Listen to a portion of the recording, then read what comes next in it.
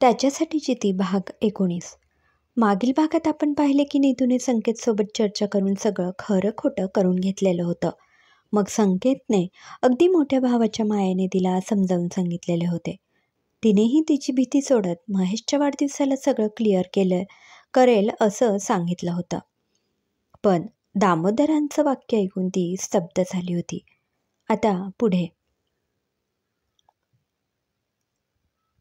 आता कुठे ती महेशला वाढदिवसाच्या दिवशी गिफ्ट देणार होती आणि हे अचानक ऐकून तिला धक्काच बसला होता. आजच ती संकेतसोबत बोलली होती आणि आज रात्री दामोदर आणि आशा आल्यावर त्यांना सांगणार होती. पण त्याआधीच तिला असं ऐकायला आलं होतं. तिचे डोळे भरून आलेले होते. ओके, मग आता वाढदिवसाला भेटूया. महेशने संकेतला नीतूकडे बघायला सांगितले आणि नंतर तो आणि अक्षय त्याच रात्री घरी निघून गेले. नीतू तर लगेचच तिच्या रूममध्ये निघून गेली होती. संकेतही तिच्या मागे गेला होता. अशी काय रडते ग? संकेतने तिला जवळ घेतले. खूप उशीर केला मी. नीतूचे हुंदके सुरू झाले होते. डिक्लेअर करणार आहेत असं बोलले. साखरपुडा झाला असं नाही, संकेत म्हणाला. आणि तू नीतू आहेस हे विसरू नकोस. त्याला परत आणण्याची हिंमत फक्त तुझ्यातच आहे. नीतूने तिचे डोळे पुसले. नजरेनंच तिने संकेतचे आभार मानले. संकेत गालातच हसत तिच्या रूममधून बाहेर पडला आणि खुशीला सोबत घेत तो त्यांच्या घरी निघून गेला. इकडे देशपांडे निवासातही साखरपुड्याची तयारी जोरात सुरू झाली होती. नीतूनेही काहीतरी ठरवले होते. शेवटी महेशच्या वाढदिवसाचा दिवस आलाच. नीतू, झालं का आवरून? आशांनी विचारलं. मी नाही येणार, तुम्हीच जा, नीतू रागात ओरडली. ठीक आहे. दामोदर काहीच झालं नाही अशा आविर्भावात बोलले. आम्हाला उशीर झाला तर उद्याच येऊ आम्ही. हो, चांगले 3-4 दिवस राहून या, नीतू चिडून म्हणाली. तसे दामोदर आणि आशा हळूच हसत बाहेर पडले.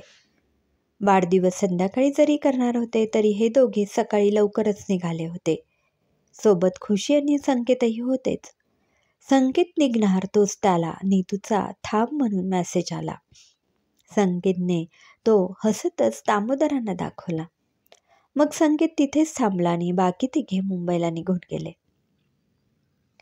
दामोदर आणि आशासोबत खुशीला बघताच महेशने अक्षयची खेचायला सुरुवात केली होती.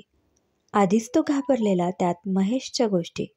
त्या दोघांचे पडलेले चेहरे बघून शेवटी शिवरामांनी हसतच दोघांना जवळ घेतलं. गोड आहे रे मुलगी, शिवरामांनी खुशीच्या डोक्यावरून प्रेमाने हात फिरवला. तेव्हा कुठे ती दोघं जरा रिलॅक्स झाली होती. खुशीने गोंधळ घातला नाही असं कधी झालं आहे? तिने वाढदिवसाचा बोर्ड लावण्याआधीच साखरपुड्याचा बोर्ड लावायला चालली होती. अंजली आणि कोमलचे तिच्याकडे लक्ष गेले. दोघींनी लगेच खुशीला अडवलं. खुशी जरा घाबरलीच. अहो वहिनी, अंजली म्हणाली. वहिनी? खुशी घाबरलेली होती. आता भावाच्या बायकोला काय म्हणतात? कोमलने विचारले. अरे हा, सॉरी, खुशीने हळूच जीभ चावली. आत्ताच कुठे हा बोर्ड लावत आहात? अंजली इकडे तिकडे बघत बोलली. हा बोर्ड जर नीतूदीने चुकूनही पाहिला ना तर सगळ्या प्रोग्रामची वाट लागेल. मग खुशीने बोर्ड पाहिला. तिने परत चिप चावली आणि तिघीही तो बोर्ड घेऊन घरात पळाल्या. एकाच दिवसात खुशी त्या घरात पूर्ण एकरूप झाली होती. संध्याकाळ होत आलेली होती. ती येईल ना रे नक्की? अंजली टेन्शनमध्ये बोलत होत्या. ती येणार, नक्की येणार, महेश गालातच हसत बोलला. सगळीच तयारी झालेली होती तरी तिचा काहीच पत्ता नव्हता. घराच्या लॉनमध्येच थोडंसं स्टेज टाईप केलेलं होतं. थोडीफार लाईटिंग केली होती. बरेचसे नातेवाईक, महेशचे जुने मित्र, बाकी पिलावळीचे फ्रेंड सर्कल पण जमा झालेले होते. राजही पुण्यातल्या सेटअपचं काम उरकून आदल्या दिवशी देशपांडे निवासात पोहोचला होता. वाढदिवसाचा प्रोग्राम सुरू झाला होता. कोमलने नेहमीप्रमाणेच सुंदर असे 2-3 गाणी म्हटली. तिसरं गाणं संपणार तेवढ्यातच कोमलचा माईक बंद झाला. स्टेजवरचे फोकसही बंद झाले. महेशने हलकेच डोळे मिटले. ते जरा ओलावलेले होते. मग तो हळूच बोलला, आली ती. राजने त्याच्याकडे प्रश्नार्थक पाहिलं आणि एक गाणे गाण्याचा आवाज आला. त्या बाजूला एक फोकस गेला. सगळ्यांनीच आवाजाच्या दिशेने मागे पाहिले तर नीतू माईक घेऊन ते गाणं गात होती. राजला झटकाच लागला. तो मात्र महेशला बघत राहिला, ज्याच्या डोळ्यात पाणी होतं. त्याचा विश्वास जिंकला होता. गाणे गात गात नीतू हळूहळू पुढे येऊ लागली होती.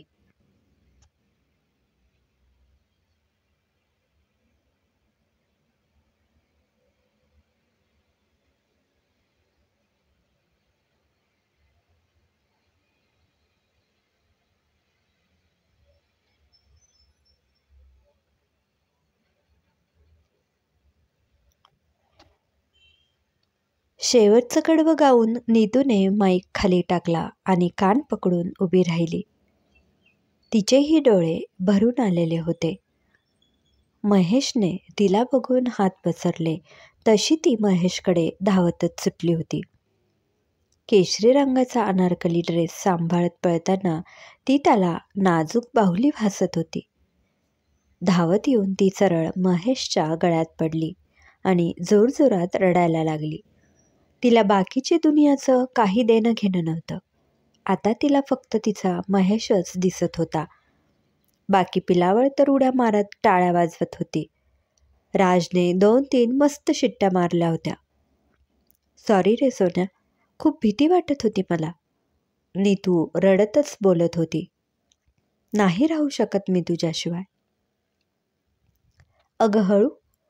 तिचा आवेग बघून महेश बोलला. साखरपुडा झाला नाहीये अजून. गरजच नाहीये त्या नागिनीसोबत साखरपुडा करण्याची. नीतू तिचे हुंदके आवरत बोलली. बोलले होते ना तू फक्त माझा आहेस. नीतूने महेशची कॉलर पकडली. त्या दिवशी ती भांगेच्या नशेत बोलत होती, पण आज ती पूर्णपणे शुद्धीत होती. हो का, फक्त तुझाच आहे का तो? शिवराम मिश्किलीत बोलले. तेव्हा नीतू महेशच्या मिठीतून बाहेर आली. तिने आजूबाजूला पाहिलं तर सगळेच त्या दोघांना बघत होते. आता सगळ्यांच्याच नजरा आपल्यावर आहेत बघून नीतू खूप ओशाळली होती. पण तिथे तिला रागिनी काही दिसली नाही, म्हणून मग ती जरा गोंधळली. रागिनी दिसत नाही? नीतूने हळूच महेशच्या कानात विचारलं. तिचा काय संबंध? महेशने तिला अजून गोंधळात पाडलं. मग हा साखरपुडा? नीतूने महेशकडे प्रश्नार्थक बघितले. हा तर आपला आहे. महेश सहज हसत बोलला.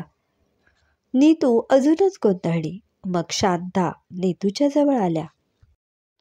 अगं, तिचं नाव ह्यांनी सहज घेतलं होतं.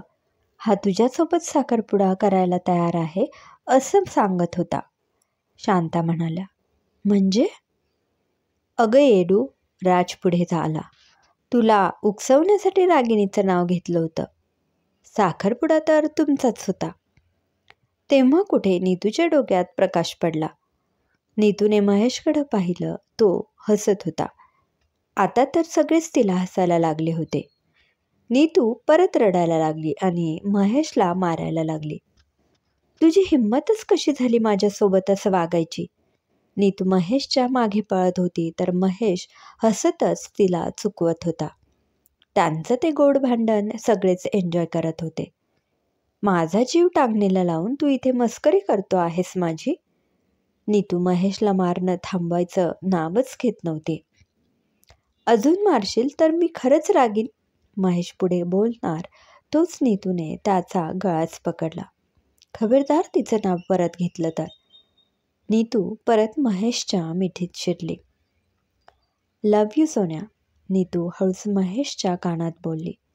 महेशने अलगद त्याचे अश्रू लपविले. ऐका ना, साखरपुडा उरकून घ्या. मग एकमेकांच्या मिठीत राहा, नाहीतर एकमेकांच्या उरावर बसून मारामारी करा. आमचं काहीही म्हणणं नाही. ते दोघं एकमेकांना सोडतच नाही म्हटल्यावर राज बोलला होता. तेव्हा कुठे त्यांनी लाजून एकमेकांना सोडलं होतं. जा पटकन तयारी करून या, साखरपुड्याचा मुहूर्त जवळ आला आहे. शिवरामांनी दोघांना तयारीसाठी पाठवलं. नीतूला मदतीसाठी अंजली, कोमल आणि खुशी गेल्या होत्या, तर महेश सोबत अक्षय आणि राज होते. नीतूसाठी आणलेला ब्लाऊज एकदम व्यवस्थित बसला होता. नीतू तर बघतच राहिली. तुम्हाला बरं माझं माप समजलं? नीतूने त्या तिघींना विचारलं आणि तिने खुशीकडे पाहिलं. मी तर नाही सांगितलं. खुशीने नकारार्थी मान हलवली. आम्ही पण नाही, अंजली आणि कोमलही बोलल्या. मग? नीतूने पुन्हा विचारलं. ते आता तुमच्या आव्हानांना विचार. अंजलीने नीतूला धक्का मारत चिडवलं. नीतूचे गाल लाजेने लाल झाले होते. महेशने तिची बारीक बारीक गोष्टही लक्षात ठेवलेल्या बघून तिचे डोळे परत भरले होते. वहिनी, प्लीज डोळ्यात पाणी नका आणू, नाहीतर दादा आमच्याशी भांडेल. कोमल फुल नौटंकी करत बोलली. तुमचं ना काहीतरीच असतं. नीतू हसतच तिचा मेकअप करत होती. बाहेर त्या छोट्याशा स्टेजवर साखरपुड्याचा बोर्ड लावला होता. महेशने मरून रंगाची शेरवानी घातली होती. अगदी राजपिंड दिसत होता तो. थोड्याच वेळाने अंजली, कोमल आणि खुशी नीतूला तयार करून आणत होत्या. मरून रंगाची साडी तिने नेसलेली होती. दोघांची जोडी खूपच शोभून दिसत होती. यथावकाश साखरपुड्याचे सर्व विधी पार पडले. अंगठी घालतानाच महेश जरा भावच खात होता. तिने तर अंगठी घालून घेतली होती, पण महेश जरा नीतूला छळत होता. 1-2 वेळेस नीतूने त्याचे नखरे पाहिले. तिसऱ्या वेळेस नीतूने डायरेक्ट महेशचा हातच पकडला आणि अंगठी बोटात सरकवली. आता माझ्यापासून तुझी सुटका नाही, नीतू हळूच महेशच्या कानात बोलली. हो का महेश, मग असेल हिंमत तर मला आत्ता किस कर. नीतूचे डोळे विस्फारले. काही काय बोलतो आहेस? नीतूचे गाल लाल झाले. सर्वांसमोर मिठी मारू शकतेस तर किस पण करू शकतेस ना? महेश तिला छळायची एकही संधी सोडत नव्हता. आता असं बोलू नकोस की तू घाबरते आहेस. तू या नीतूला चॅलेंज करत आहेस, नीतू म्हणाली. महेशने तिच्याकडे बघून खांदे उडवले. मग नीतू मागच्या बाजूला बोट करत ओरडली तसं सगळ्यांनीच गोंधळून मागे पाहिलं. कोणाचंच लक्ष नाही बघून नीतू महेशला गालावर किस करणार तोच महेश खाली वाकला. तिचा पाय पुढे करत तिला चांदीचे पैंजण घातले. नीतू तर त्याला बघतच राहिली होती. हे तेच पैंजण होते जे नीतू 5 वर्षानंतर मुंबईला मीटिंगसाठी आली होती तेव्हा तिने त्या ज्वेलर्सच्या शोरूममध्ये पाहिले होते. माझ्या आयुष्यातले पहिली केस मी बरं अशी घाईघाईत सगळ्यांसमोर घेईन. महेशने नीतूला डोळा मारला. इकडे नीतूने त्याच्या हातावर चापट मारली. वाव दादा, किती सुंदर पैंजण आहे. कोमलने महेशला नीतूच्या पायात पैंजण घालताना पाहिलं होतं. कोमलच्या आवाजाने सगळ्यांचं लक्ष त्या दोघांकडे आलं होतं. हाऊ रोमॅन्टिक, खुशी तिचे हात गालावर ठेवत बोलली. मग काय जो लाजायचा कार्यक्रम सुरू झाला. बास रे बास. नीतू आणि महेशच्या चेहऱ्यावरचा आनंद आज गगनात मावत नव्हता. साखरपुड्यानंतर महेशचा वाढदिवस साजरा करण्यात आला होता. नीतू जेव्हा त्याला केक भरवायला आली तेव्हा परत महेश खटाळ होत बोलला. पुढच्या वर्षी या केकपेक्षा जास्त गोड मिठाईने मी माझं तोंड गोड करेन. महेश नीतूच्या ओठांकडे बघत बोलला. तसे नीतूने त्याच्याकडे बघत डोळे वटारले. वाढदिवस झाल्यावर सगळ्यांनीच जेवण केले. बाकी पाहुणे दोघांना भरभरून आशीर्वाद देत निघून गेले होते, पण आज नीतूचा काही पाय त्या घरातून निघत नव्हता. तिला महेशसोबत बोलायचं होतं. राजने ते बरोबर ओळखलं. त्याने कोमलला मेसेज केला. मग राज थोडं कामाच्या निमित्त करत महेशला घेऊन त्याच्या रूममध्ये गेला. इकडे कोमलने नीतूच्या साडीवर थोडं पाणी पडल्यासारखं केलं. उप्स, सॉरी वहिनी. कोमल आणि तिची नौटंकी. माझ्यामुळे तुमचा ड्रेस खराब झाला. चला तर रूममध्ये. बाकी कोणी बोलण्याची वाट न बघता कोमल तिला खेचतच त्यांच्या रूममध्ये घेऊन गेली. इकडे नीतू मनातच कोमलशी भांडत होती. मला इकडे महेशला भेटायचं आहे आणि ही अजून माझा वेळ घालवत आहे. क्रमशः लेखक महेश गायकवाड. श्रोतेहो, कसा वाटला कथेचा हा भाग कमेंटमध्ये अवश्य कळवा. पुन्हा भेटूया पुढील भागात. धन्यवाद.